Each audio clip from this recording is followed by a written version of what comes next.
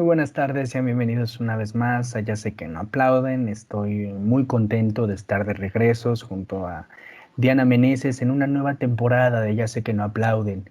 Hemos dejado atrás el 2020, sin embargo, el COVID no desapareció por arte de magia, la crisis económica sigue de pie y el año nos recibió con cosas bastante peligrosas. Y el día de hoy vamos a hablar de uno de esos recibimientos del 2021, que fue la toma del Capitolio por grupos de extrema derecha el 6 de enero de este año. Pero antes de entrar en materia, Diana, te saludo. ¿Cómo estás? Qué bueno verte. Hola Alexis, igualmente hola a todos, ¿cómo se encuentran? Estoy muy contenta, muy entusiasmada. Siempre un nuevo inicio se presta a ser como más esperanzado, ¿no? Y lamentablemente sabemos la realidad, no dejó de ser positiva. Estamos también en un proceso de vacunación, a pesar de que ya nos restaron algunas vacunas de Pfizer específicamente.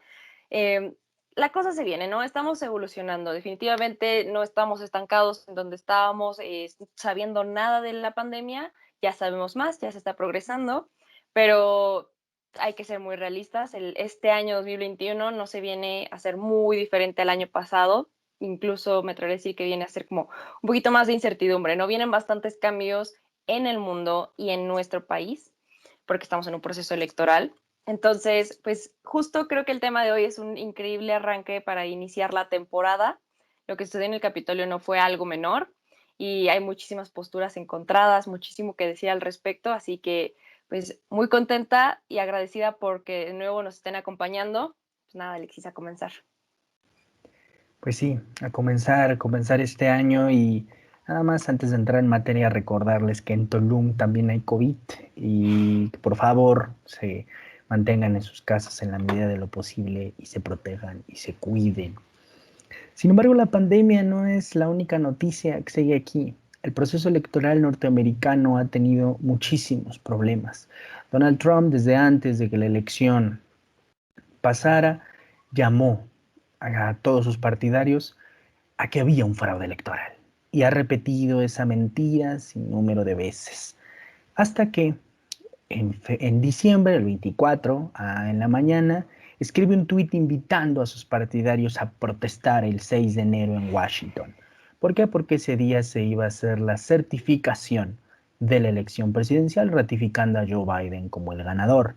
Le pidió a su vicepresidente Mike Pence que parara el proceso y varios republicanos, entre ellos, pero voy a decir con todas sus letras, criminales, como Ted Cruz, querían parar el proceso. En eso estamos. Donald Trump viene, enaltece a sus partidarios y les dice que marchen al Capitolio. Pero algo pasa. Rompen el pequeño cerco de seguridad, entran al Capitolio, legisladores se atrincheran en sus oficinas o en lugares seguros del Capitolio y empiezan a telefonear a todo mundo. De hecho, el gobernador de Maryland recibió una llamada de uno de sus representantes que le dijo, estoy en la oficina encerrado con Nancy Pelosi, han entrado al Capitolio, ¿qué puedes hacer por nosotros? El gobernador no podía creer lo que estaba escuchando. Y para poder movilizar miembros de la Guardia Nacional y recuperar el Capitolio, se necesita una orden ejecutiva, es decir, que alguien, el presidente o el vicepresidente, autorice la entrada de la Guardia Nacional a Washington DC, porque Washington no es un estado, entonces la alcaldesa no tiene la fuerza y el poder que tiene un gobernador para solicitar el apoyo de la Guardia Nacional. ¿Qué saldo dejó? 5 personas muertas y el Capitolio fue limpiado por más de 1000 miembros de la Guardia Nacional. Todo eso pasó en una sola tarde y han pasado muchísimas cosas, pero Diana, después de este recuento de los sucesos del 6 de enero, ¿qué decir de la toma del Capitolio por los partidarios de Donald Trump? Definitivamente fue algo pues que nos tuvo al mundo expectante, sorprendidos. Las discusiones comenzaron a ver, ¿es un golpe de Estado? ¿No es un golpe de Estado? ¿Es un autogolpe? ¿Es un motín? Y creo que queda claro que las escalas no fueron superiores a llegar a hablar de un golpe de Estado, sobre todo en América Latina creo que entendemos e interpretamos qué es lo que sucede. Y pues entre chiste y chiste dice, sí, pues en América Latina esto es un martes por la mañana. En Estados Unidos no. Y eso fue una verdadera prueba de lo que Estados Unidos pues tiene como conflicto más que nada interno. Las cosas no están bien en el increíble, constante referente de la democracia y país de la liberación como los Estados Unidos. Lo que pasó en el Capitolio comprobó que el país está más que nunca polarizado. Y creo que entre los comentarios que más destacan es entender que, a ver, ¿cuáles son los antecedentes? ¿No? Más allá de que teníamos un Trump que no condenó a la supremacía blanca, un Trump que se abstuvo de aceptar una derrota y no coincidía hasta en las últimas instancias. También tenemos un Trump que definitivamente tiene muchísimo respaldo social. En las elecciones del pasado 3 de noviembre sí habrá perdido, pero el voto popular que se llevó fue superior a los 72 millones, aun cuando no rebasó los votantes de Biden. Quiere decir que, traduciendo la cantidad de votantes en ideología, hay muchísimas personas que sí esperaban un segundo mandato de Donald Trump. Y con esto, lo que conlleva toda su ideología llena de discursos de odio. A esas personas que llevaron más allá de lo que ya sabíamos, más allá de los tweets, la ideología de Trump, fueron a las que vieron, a las que vimos en el pasado 6 de enero en el Capitolio. Y bien preocupante, porque definitivamente no se podían quedar de brazos cruzados ni la Cámara de Representantes, ni los senadores, ni el país entero. Se siguió condenando y se siguió condenando los hechos, y quien no lo hiciera era cómplice y partícipe de lo que había sucedido, ¿no? Entonces, creo que los principales retos que se van a ver en adelante es que a partir del 6 de enero, primero, el Partido Republicano está sumamente dividido. Fue un gran daño para el partido. Subcandidato que fue presidente, todo esto fue un asunto que dijeron, quizá no imaginamos que Donald Trump llevaría tan lejos su manera de pensar. Y el Partido Republicano por eso se encuentra polarizado, ¿no? Habrá quienes dicen, y lo respaldo porque si no ensuciaría el partido, pero hay quienes dicen, no importa que sea mi mismo partido, hizo mal. Y toda su ideología está manchando a la democracia de nuestro país. Y entonces sí, se hacen punto y aparte de lo que representa Trump, y no solamente para el partido. La sociedad está bien dividida. La situación y el contexto del mundo no es óptimo, pero de Estados Unidos lo es aún menos. La administración de Biden está reconociendo cuatro principales retos: la crisis económica, la crisis del COVID, la crisis climática y sobre todo la crisis social por problemas raciales. Y eso es lo que estamos viendo ahorita, ¿no? Después de lo sucedido en todo el motín, nos dimos cuenta que ni siquiera la carcasa que representa Estados Unidos en seguridad nacional y sus fronteras pudo prevenir que este tipo de hechos sucedieran, a tal grado que fueron señalados de terrorismo doméstico, ¿no? Y creo que eso representa de la manera más sencilla, pero más perfecta, lo que los mismos estadounidenses piensan de estos tipos de este tipo de hechos. Muy preocupante, definitivamente, unas imágenes, si gustan buscarlas, o si muy seguramente las vieron, que perturban. La manera y la sencillez con la que atravesaron las puertas del Capitolio, con las que tomaron y destruyeron las salas en el Capitolio, y el cinismo, ¿no? Sobre todo bien preocupante porque después vino un cierre de redes sociales para Trump, y muchos de ellos fueron a partir de una ideología que se llama canon. Este canon es una teoría conspirativa que considera a Donald Trump su héroe, porque entre líneas se aseguran que Donald Trump está luchando una guerra muchísimo más grande contra la pedofilia, contra contra violaciones de derechos humanos, contra un montón de cosas que Trump no hace, pero son seguidores que realmente lo consideran. Y aquellas imágenes donde encuentren una Q enorme son simpatizantes de esta ideología, una teoría que realmente rebasó la fantasía, y muy preocupante que lo hayan llevado a esa escala. Mencionas muchos temas, pero a mí me gustaría entrar en el tema del Partido Republicano. Donald Trump es un catalizador de algo que el Partido Republicano se ha venido aprovechando. Y esto no solo tiene un referente anterior, que es el Tea Party, que fue la gran oposición del gobierno de Obama, no, viene de más atrás. El Partido Republicano es racista, lo voy a decir con todos, es racista desde los años 70. cuando decidió abrazar la estrategia del sureste. ¿Qué era esa estrategia? Ir a ganar todos los estados que estaban enojados con los demócratas porque los demócratas le acababan de dar los derechos civiles a los afroamericanos. Recientemente Martin Luther King se volvió tendencia y creo que es un buen recordatorio de por qué. Johnson entrega los derechos civiles después de muchas presiones de la comunidad y movilizaciones de los afroamericanos. Y esto hace que los estados del sur se molesten, porque los estados del sur son históricamente racistas, son los estados confederados, son los estados esclavistas, y el Partido Republicano ha abrazado esos valores.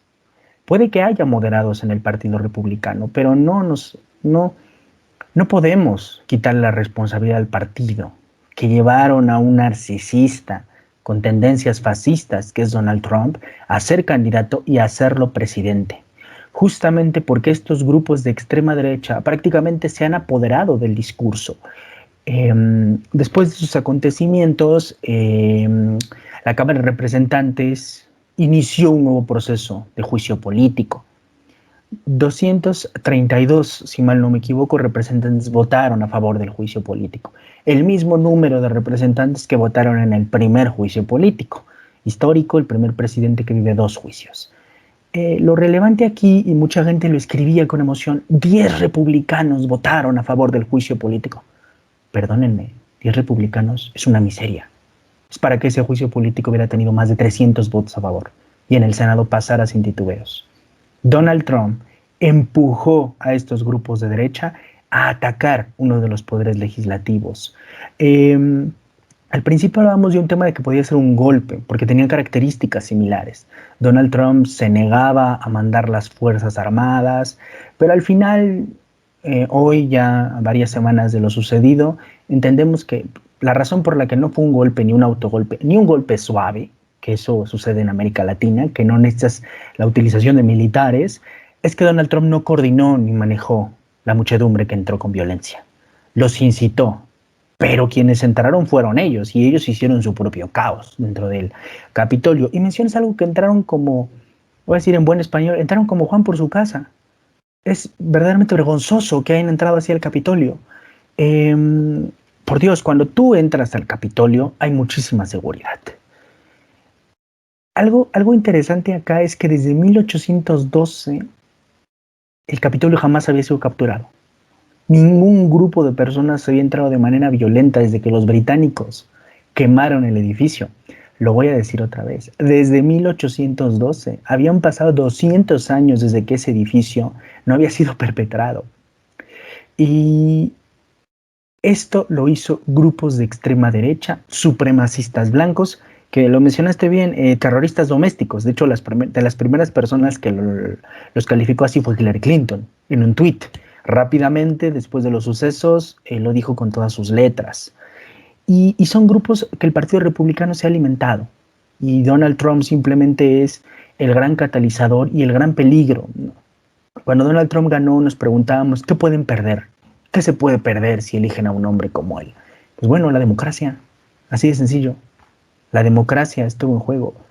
Y Donald Trump al final decidió doblar las manos. Y tú bien lo mencionas, Twitter cerró su cuenta permanentemente, que yo recuerdo mis últimos 4 años de mi vida no se entienden sin Donald Trump. Yo recuerdo entrar a las 7 de la mañana a la universidad leyendo los tweets de Trump, donde criticaba a todo mundo, esperando a ver si no anunciaba una guerra mundial por Twitter.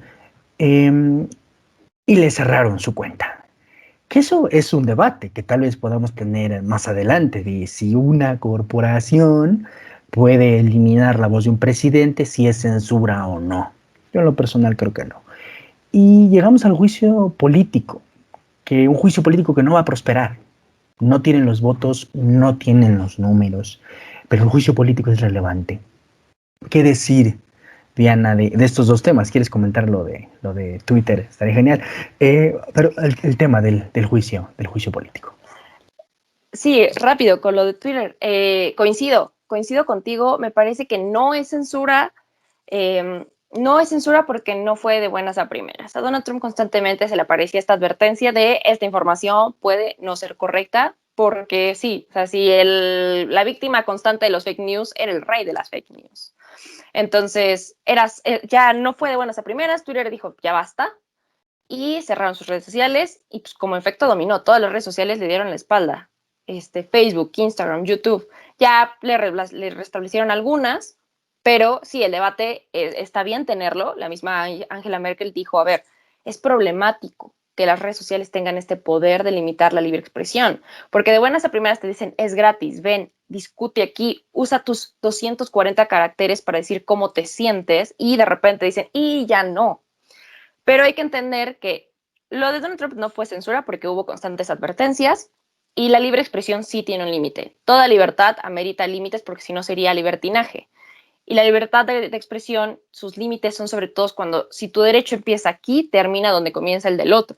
Y esto es cuando son discursos de odio, de racismo, de transfobia, de xenofobia, de discriminación en general, es una violación de derechos humanos. ¿Por qué? Porque atacas la identidad y la mera existencia de otro individuo. Y eso ya no es libre expresión.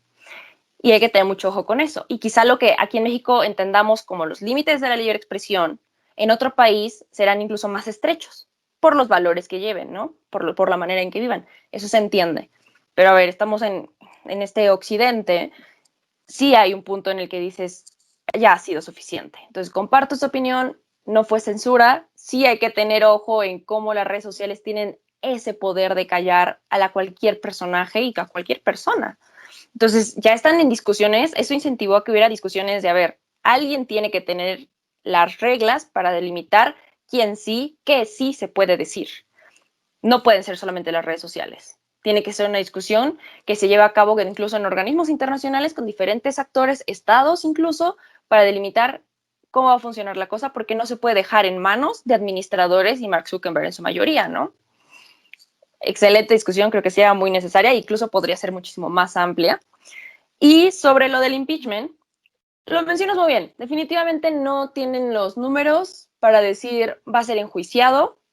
Quizá no veamos un juicio que implique a un nivel federal consecuencias mayores, pero es significativo y eso es lo importante. No se podían quedar de brazos cruzados, siendo permisivos, de decir, sí, pues el presidente incentivó disturbios y pues no pasa nada aquí. No, lo que pusieron fue un pie firme en decir, ni al mismo presidente se le perdonan estas cosas y al mismo presidente se le tiene que juzgar por haber motivado a que sucediera una toma y un motín en el Capitolio. Eso es lo que está sucediendo con el impeachment. No va a pasar que lo enjuicien. Se trató de invocar a la enmienda 25, que es esta de prácticamente removerlo. Pence no favoreció que esto sucediera. Y, ok, es válido. La verdad es que no estamos a muchos días de que sea el cambio de gobierno, ¿no? Sucede mañana, 20 de enero, al mediodía. Pero en el proceso no pueden nada más ver cómo Donald Trump sigue en la Casa Blanca ocupando un lugar que definitivamente ya desprestigió, gobernando un país al que él mismo le faltó el respeto, una democracia en la que él mismo no cree. Entonces, sí es bien interesante, la Cámara de Representantes dijo, vámonos. La mayoría demócrata dijo, ¿qué nos estamos esperando? El hombre necesita entrar a un juicio. Sin embargo, para el Senado sí necesitan alrededor de 17 votos, más o menos, incluso más de parte de los republicanos, para que sea enjuiciado, porque a diferencia de la Cámara de Representantes, que se necesitaría una mayoría, ¿cómo se llama? Simple, en, en el Senado, que funciona como una sala de juicio, para cuando sea el proceso, se necesita una mayoría calificada, que son 2/3 del Senado. Entonces, por números, por la situación, por lo peligroso que sería una vez más para el Partido Republicano que su presidente sí fuera enjuiciado, no va a suceder. Igual me atrevería a decir que no va a pasar, pero va a ser muy interesante ver que a la entrada del gobierno de Biden vamos a seguir bien pendientes de lo que sucede con Trump. Y aunque esto no va a desprestigiar el comienzo de Biden, no, la administración de Biden no va a permitir que así sea, sí significa muchísimo, porque queda en claro que a pesar de que tengamos una nueva administración con tintes totalmente distintos, lo que deja Trump, su legado, permanece. la extrema derecha jamás había estado tan arrojada como la vimos. A mí la palabra que me gusta para definir lo que pasó el 6 de enero es insurrección. Fue una insurrección blanca. Eso es lo que vivimos. No fue un movimiento social a favor de la democracia que fue y protestó. No, fueron personas que atacaron directamente los valores democráticos de la pluralidad. Son racistas, que creen en prácticamente una gente prácticamente nazi. O sea, hablar de fascismo hay que ponerle el nombre que necesita ponérsele a Donald Trump y al mismo movimiento que él ha empujado. Porque, cuidado, Donald Trump puede ser un fascista, narcisista, el término populista creo que me queda muy corto ya para él, pero Donald Trump es incompetente. Esa creo que fue la gran bendición de la democracia norteamericana. Trump es incompetente. Mucho cuidado en que llegue alguien fascista, narcisista, pero que sea competente, porque ahí sí, la democracia americana no estará en peligro. La democracia norteamericana estará en sus últimos días. Y el juicio político, bueno, yo suelo bromear con que sabemos que Donald Trump no va a estar en la toma de posesión de Biden, que va a ocurrir el día de mañana, que se va a ir a Florida. Pues bueno, que el FBI lo está esperando en el aeropuerto, lo agarren y lo metan a la cárcel. Trump tiene muchísimos delitos federales por los cuales responder. Por eso él intenta autoperdonarse. O sea, parece absurdo hablar de que un presidente tentó con la idea de firmarse un perdón a sí mismo. Si no lo estuviéramos viendo en la realidad, diría que es algo absurdo y ridículo. O sea, ni House of Cards llegó a ser tan absurdo como ese. Y eso que House of Cards hizo muchísimos absurdos. Sin embargo, sucedió que Trump tentó con eso, porque Trump sabe que cuando él salga van a empezar a llover demandas legales en su contra sobre muchísimos temas. Algo que ha pasado con el gobierno de Donald Trump es que miente tanto, se expone tanto, que sus 4 años han sabido a 10. O sea, yo siento que ha pasado una década desde esa noche en que Hillary Clinton perdió la elección ante Trump. Sin embargo, no, han pasado nada más 4 años y por suerte perdió la elección. Por pura suerte, de que todos, en este programa usted lo sabe, dudamos con eso. Ya más en la noche ya uno lanzaba argumentos más fuertes a favor de que Biden iba a ganar, pero días antes estábamos muy temerosos, voy a ser muy sincero, estábamos muy temerosos. Si en 4 años este ha sido el daño que ha hecho Donald Trump, ¿qué hubiera hecho en 8? ¿Cuál hubiera sido el daño? Esperemos que nunca lo tengamos que saber.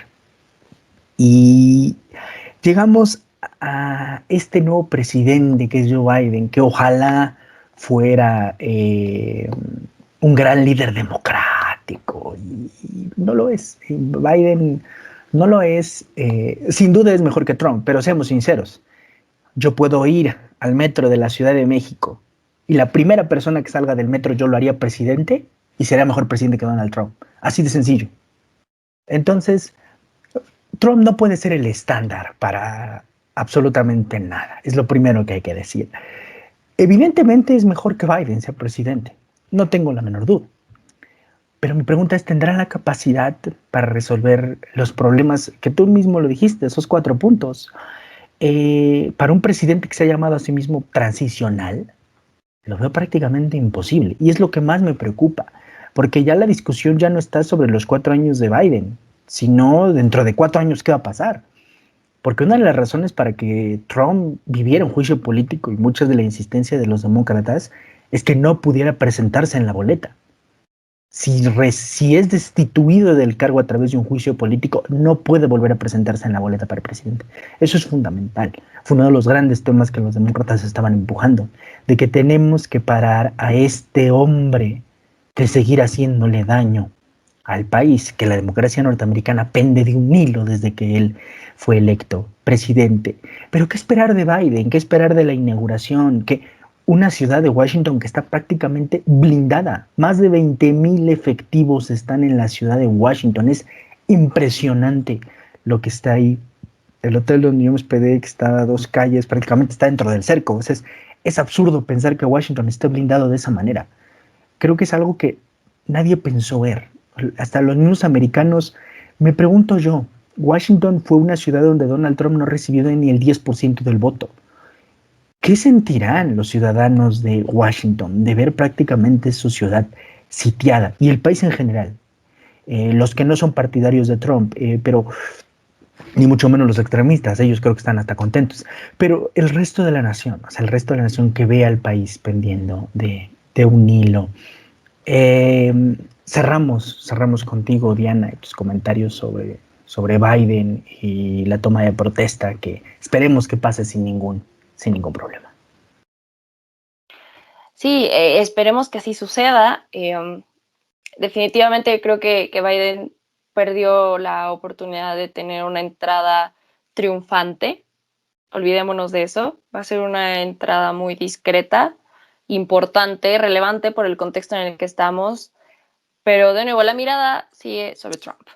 Y creo que Biden es muy ambicioso.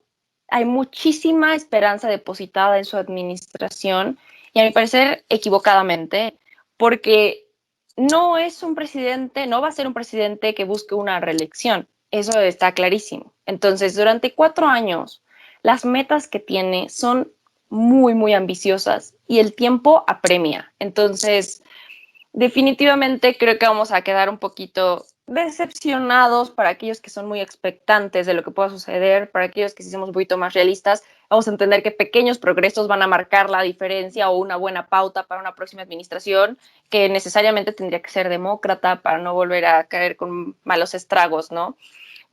De yacentes de Donald Trump. Pero para empezar, así rapidito, dice, o sea, llegó Biden con una agenda muy amplia.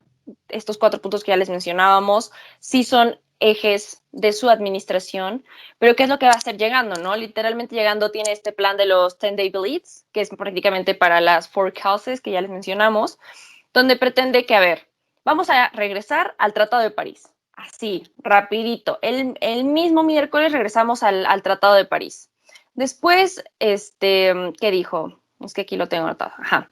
El jueves va a firmar una orden ejecutiva para hacer que sea, para reabrir y regresar a actividades normales, escuelas, entre otras cosas, y va a ver que todas las funciones estadounidenses se aboquen a que esto funcione, a que sea una realidad.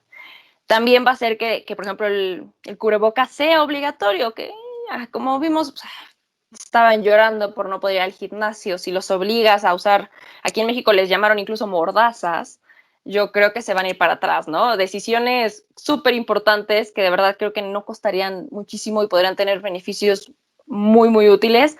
Va a ser uno de los principales retos para Biden, segurito. Y literalmente a un día de haber comenzado su administración, veremos qué es lo que sucede con estas decisiones. Y en las siguientes semanas, más que nada, va a enfocarse en ver la manera de poder generar comunicación y romper contra el racismo que existe en su gobierno.